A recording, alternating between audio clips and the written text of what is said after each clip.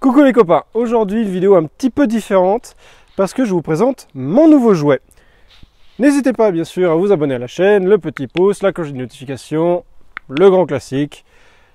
La Porsche du pauvre, c'est maintenant. À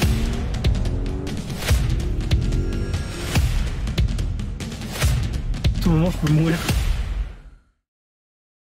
Alors du coup, pour la petite histoire, la Boxster S que j'ai, voilà, ma petite Porsche du pauvre, est sortie dans les années 1996. Et c'était une époque où en fait chez Porsche il n'y avait plus rien d'autre à part la 993, donc la 911. Il n'y avait plus de 924, plus de 944, il n'y avait plus rien. Donc il fallait bien que Porsche se renouvelle un petit peu et propose un nouveau modèle et puis puisse remonter un petit peu financièrement. Et donc on a sorti un magnifique concept qui était le concept Boxster. Pourquoi Boxster? Parce que le moteur Boxer, donc le moteur à plat, et le Roadster qui du coup voilà, le 2 places cabriolet, ils ont fusionné le tout et ça a donné Boxster. Au niveau du design, c'est très simple, voilà, ils ont pris un dessin qui était vraiment très arrondi, qui était très nouveau pour le coup, avec voilà les feux écrasés qui sont mais vraiment totalement détestés par les Porschistes, et puis bizarrement maintenant on commence à les apprécier, surtout sur la phase 2 où on n'a pas de petites touches orangées à droite à gauche. Il faut savoir que la 996 qui est venue seulement après a hérité de 40% des pièces et aussi du look avant de la voiture. Il y a juste le pare-choc qui est légèrement différent, mais par exemple les feux sont pareils et puis le design est très similaire, on va dire.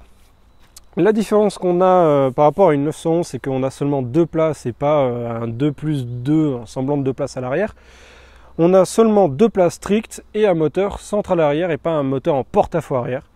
Ce qui permet d'avoir 2 coffres, donc un coffre à l'avant et un coffre à l'arrière. Et vous verrez, bizarrement, tout le monde me dit mais c'est pas possible, tu peux pas partir en vacances, tu peux rien faire avec. Il faut savoir que dans le cahier des charges de Porsche, quand ils ont sorti la Boxster, il fallait qu'un sac de golf puisse rentrer dans le coffre arrière. Et j'ai testé, ça marche. À l'avant, il y a plein de places aussi, qui permet de partir en week-end, même en vacances d'une semaine avec sa bien-aimée. Pas de souci, tout rentre. Donc au niveau du design, on est sur quelque chose de très épuré, très plat au niveau de la ligne sur le côté. Les jantes, elles ont été très légèrement modifiées dans le sens où on est sur des jantes type un petit peu plus récentes, type 997 si je ne me trompe pas. Qui sont homologués, etc. On a une couleur qui est... Je suis un malade des belles configurations, donc du coup je ne voulais pas de noir ou de gris ou de couleur fade. Donc j'ai opté pour un magnifique bleu, un peu bleu nuit violacé, avec l'intérieur qui est couleur un peu Havane. Et moi je trouve que ça fait un mix qui est très original, qui change vraiment de l'ordinaire. Donc ensuite au niveau de l'arrière, on voit tout de suite la désignation Boxster S, avec les feux très phase 1, avec encore des touches de orange un peu partout. Pourquoi phase 1, pourquoi phase 2 pourquoi je n'ai pas pris de phase 2? Parce que déjà de 1, il n'y avait pas de phase 2 sur le marché qui m'intéressait dans une belle couleur, et de 2, faut de l'argent et j'en ai pas. Voilà. Donc c'est pour ça qu'on l'appelle la Porsche du pauvre, hein, n'est-ce pas? D'ailleurs, le seul truc qui va la différencier, on va dire, de la vraiment Porsche du pauvre, l'image de la Porsche du pauvre, c'est que la Boxster S, déjà, on est sur un 3,2 litres, qui est à la base le bloc quand même, qui est parti de, on va dire, ça a été la base pour faire la 996. C'est juste que la 996 c'est un 3,4 litres. Là pour le coup on a 252 chevaux, 304 Nm de couple, un 0 à 100 en 5 secondes 9. Moi je trouve que c'est très largement suffisant pour une voiture qui va être un peu utilisable tous les jours, mine de rien, et surtout pour moi, pour le week-end, surtout une voiture plaisir. À l'arrière, on va avoir un petit aileron qui sort, mais qui va remonter de ça. Ici, la plaque Supercar Suisse, bien entendu, n'hésitez pas à nous follow sur Instagram. J'ai mon Insta qui était sur le pare-brise, PGR.59. Supercar Suisse qui est assis dans le coffre de sa voiture avec iSixy et la caméra sur trépied, à la grande habitude chez nous, parce que visiblement, je suis le seul à travailler ici. On a une double sortie de pot qui est bien spécifique du Boxster S, parce qu'on a plusieurs versions, bien entendu. On a le 2,5 litres qui... n'est pas recommandable par la plupart des Porschistes parce qu'ils disent que c'est trop mou. On a le 2,7 litres qui commence un peu plus à être sympa, on va dire, et après on a le Boxster S, et après en phase 2 qui monte un petit peu plus en puissance, mais rien de très fulgurant, on va dire. On passe pas, on va dire qu'on est, on passe On n'est pas sur une Cayman et une Cayman GT4. On a aussi un petit détail, c'est que de chaque côté, on a une petite prise d'air. Certains peuvent penser à juste une entrée d'air de chaque côté pour refroidir le moteur, et en fait pas du tout.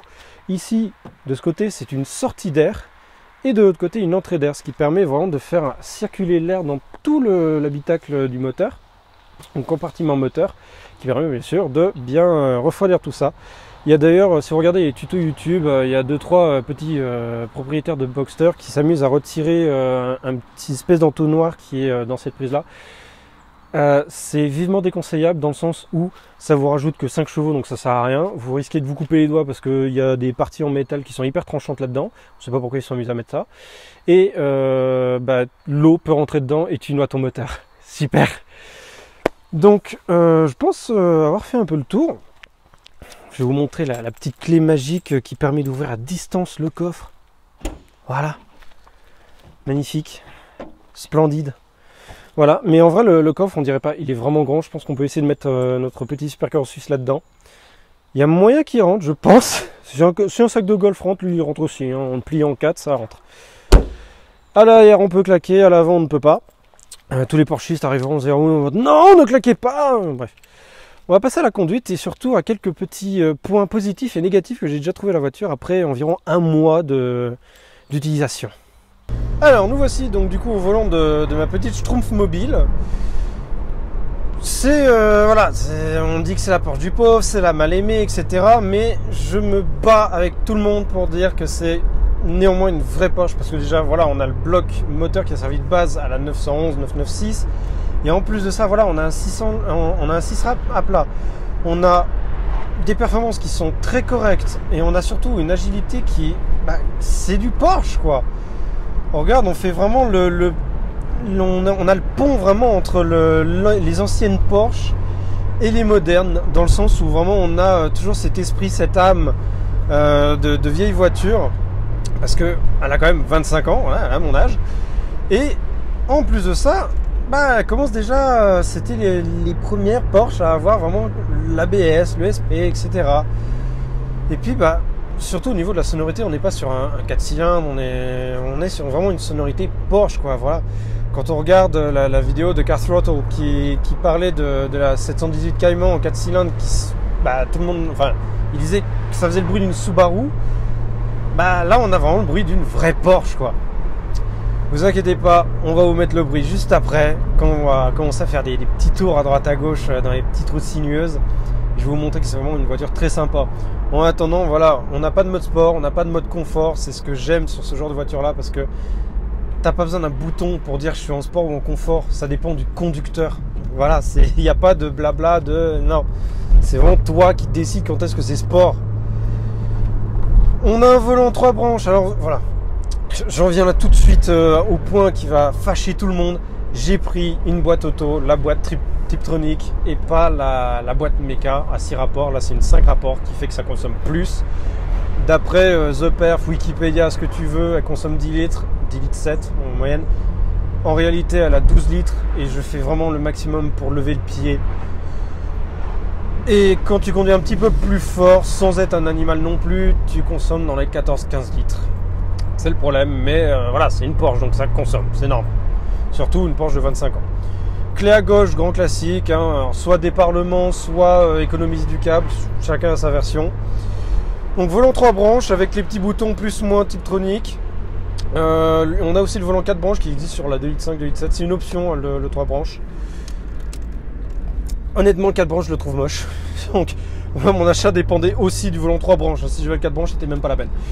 Après, qu'est-ce qu'on a? On n'a pas de feu automatique là-dessus. On se débrouille, voilà. C'est vraiment une voiture de puriste dans le sens, il n'y a pas vraiment d'aide ni rien. Il faut savoir que avec le moteur central arrière, ça danse bien. Dans le sens où comment dire, sur la pluie, faut faire vraiment attention. Mon père avait raison quand il m'a dit le jour où tu achètes une Porsche, fais attention, ça part, ça chasse très vite. Après, niveau sonorité, tu mets en version manuelle, t'as compris.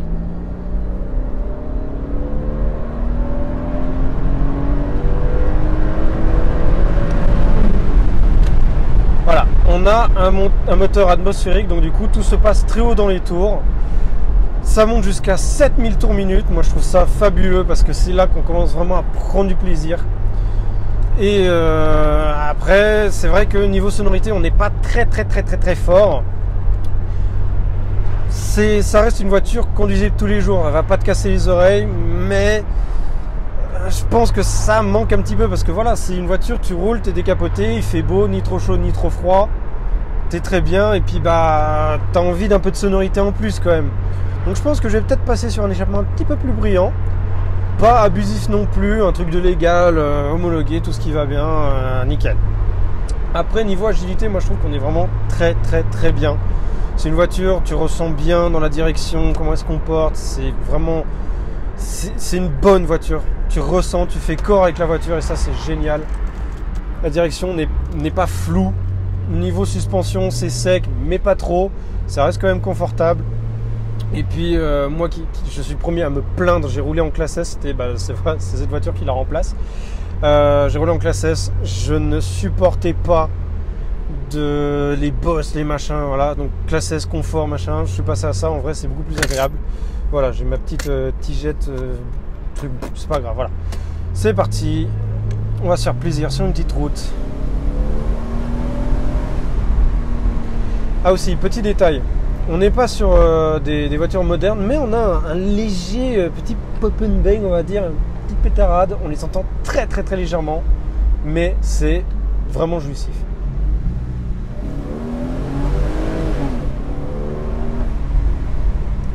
C'est une voiture, voilà, c'est du sport, c'est du fun, c'est ludique. On apprend très vite à la contrôler. Elle peut être un peu traître, mais sinon ça va.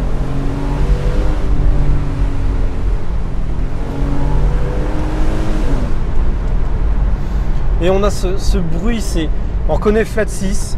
Et surtout le rugissement de cette voiture, on dirait, elle est énervée, elle en veut.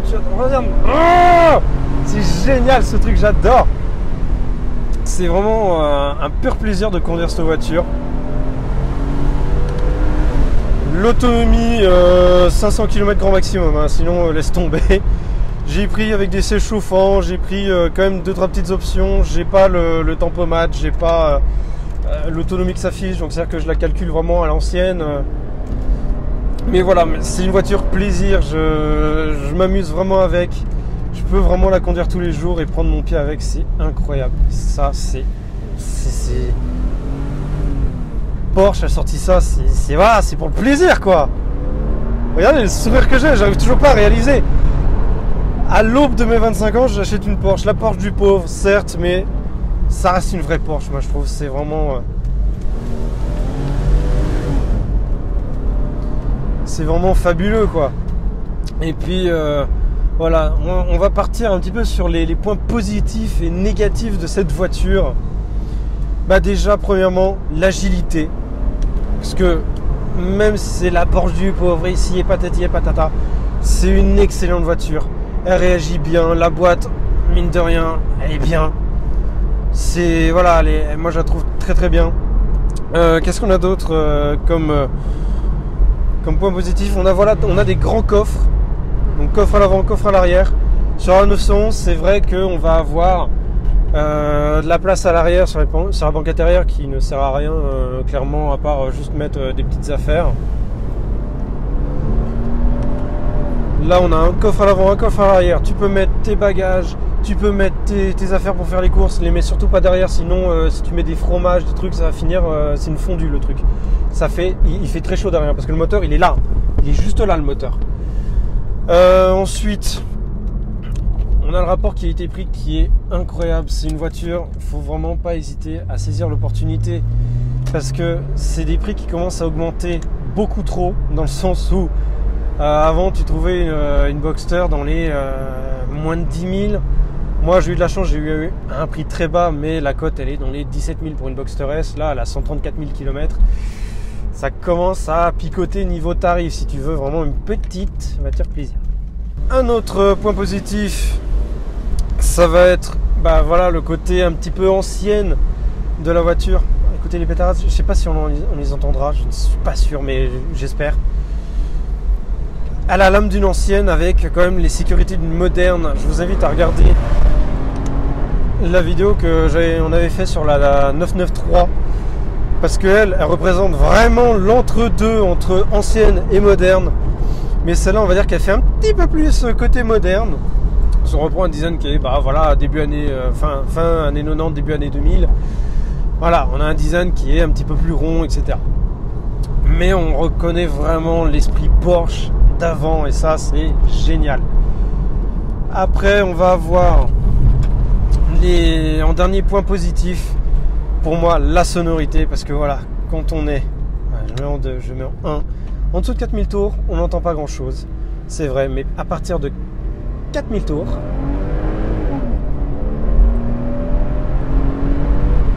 le bruit il est incroyable, il est jouissif. Moi j'adore.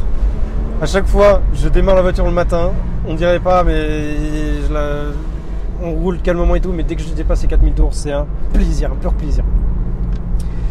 On va commencer avec les points négatifs par contre maintenant de ma petite charrette. La sonorité est bien, mais clairement pas assez présente. Ça, c'est le gros défaut. C'est-à-dire que j'aimerais vraiment en avoir un petit peu plus. Peut-être que j'en demande trop, je ne sais pas, mais un petit peu plus. C'est pour ça que je vais mettre un petit échappement un petit peu plus sympa. Deuxième point négatif, elle est un petit peu petite niveau espace à l'intérieur, dans le sens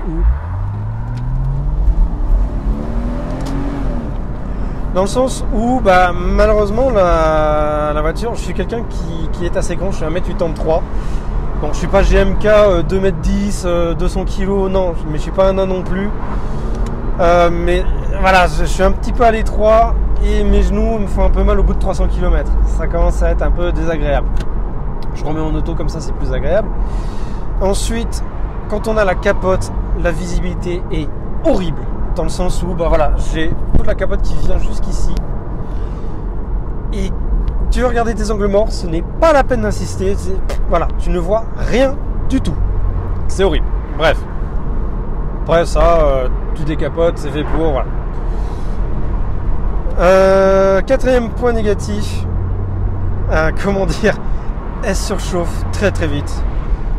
Je ne sais pas si c'est un défaut juste avec la mienne ou si c'est commun, mais dans les bouchons, elle chauffe très très très très vite. Et t'entends du coup la ventilation qui se met en route à l'arrière, t'entends comme ça, mais tu sens qu'elle chauffe, tu sens qu'elle souffre. Et pour terminer, ça c'est le truc qui me fait le plus peur, c'est que je suis constamment en train de surveiller ma vitesse. Parce que le compteur qu'on a juste à gauche, qui est gradué jusqu'à 300 km/h, je le ferai en Allemagne bien entendu. Au niveau de la vitesse, on a le compteur qui est gradué jusqu'à 300, sauf que c'est tout petit, donc tu ne vois rien du tout. Tu as juste un petit affichage ensuite digital qui va être sur le côté, mais le problème c'est que la sensation de vitesse est telle que tu ne sais jamais à quelle vitesse tu roules, dans le sens où j'ai l'impression d'être, là par exemple j'ai l'impression d'être à 50, je suis à 60, j'ai l'impression d'être à 120 sur autoroute, je suis à 140, c'est horrible, donc faut toujours avoir le nez là plutôt que sur la route et c'est vraiment désagréable. N'hésite pas à mettre un petit pouce sur la vidéo, vous abonner, mettre la petite cloche des notifications, nous suivre sur Instagram. Et si vous avez une voiture sympa et que vous êtes en Suisse, n'hésitez pas à nous contacter pour qu'on puisse la filmer. Ce serait toujours du contenu en plus. Et puis ça vous fera une petite vidéo avec votre voiture. Merci à vous les amis. On se revoit pour d'autres jeux un petit peu plus sympas. Peut-être une Porsche de riche pour une fois. Disons turbo, je sais pas. Je vous dis à la prochaine, je vous fais des gros bisous. Et puis voilà, je pense qu'on est bon. Hein, allez, bisous les copains.